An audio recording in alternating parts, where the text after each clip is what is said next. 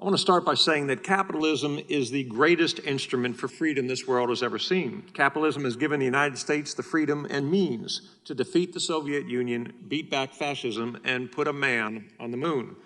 This economic system has lifted millions out of poverty. It has made America the freest, most prosperous nation in the world. Our witnesses have taken ideas born out of a dorm room, a garage, a warehouse, and built these dreams into four of the biggest power players in the digital global economy. You have all enjoyed the freedom to succeed. Now, let me be clear. I do not believe big is necessarily bad. In fact, big is often a force for good. However, I want to address one particularly disturbing issue.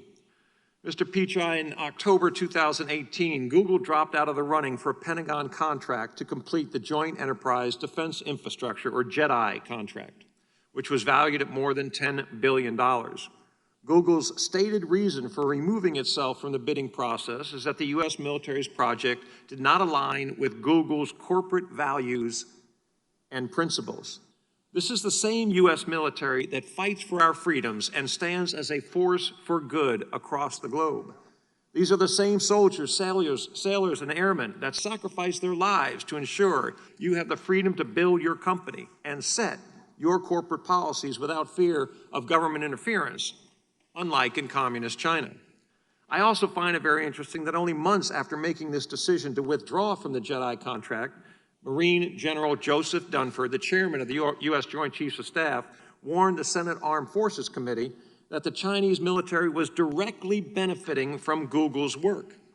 It made me wonder what values Google and communist Red China had in common. I asked myself, is it that the Chinese Communist Party imprisons Uyghur Muslims in concentration camps, like it is shown on the chart behind me? Could it be that China forces slaves to work in sweatshops? Maybe they align on the design to suppress free speech in Hong Kong. Did Google agree with CCP's decision to lie to the world about the COVID-19 pandemic? Then I thought about Google's Dragonfly experiment. I wondered if perhaps you agreed with the Chinese government's use of technology platforms to spy on its own people and enforce draconian security laws. Maybe it's that your company is aligned with the Chinese Communist Party's corporate espionage policies, where the strategy is to steal whatever can't be produced domestically. These values that allow Google to work with the Chinese military but not the U.S. military help explain why Google wouldn't think twice about blatantly stealing a competitor's product, right down to the watermark, without any hint of attribution. Mr. Pichai, during our field hearing in my home state of Colorado, I heard a story that sounded so brazen and contrary to free market principles that I thought it must have been straight from the Chinese Communist Party's corporate espionage playbook. Google took advantage of a company that relied on your search engine to build its brand and compete. Google misappropriated lyrics from Genius Media Group's website and published those lyrics on Google's own platform. However, Genius caught Google in the act, quite literally red-handed. When Genius suspected this corporate theft was occurring, the company incorporated a digital watermark in its lyrics that spelled out red-handed. In Morse code, Google's lyric boxes contained the watermark, showing that your company stole what you couldn't or didn't want to produce yourself. After Google executives stated that they were investigating this problematic behavior, Genius created another experiment to determine the scope of the misappropriation.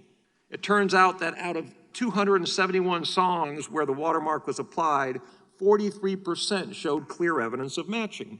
Your company, which advertises itself as a doorway to freedom, took advantage of this small company, all but extinguishing Genius's freedom to compete. Google is supposed to connect people to information.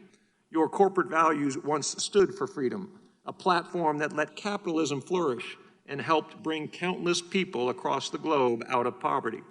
My question to you, Mr. Pichai, do you think that Google could get away with following China's corporate espionage playbook if you didn't have a monopolistic advantage in the market?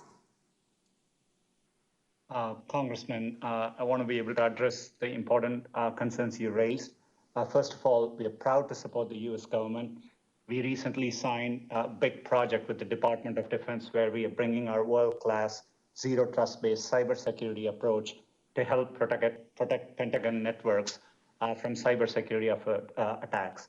We have projects underway with the Navy, With Department of Veterans Affairs, happy to follow up and explain more.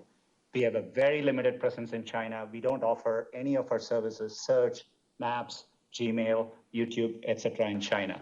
And with respect to music, we license content there. In fact, we license content from other companies.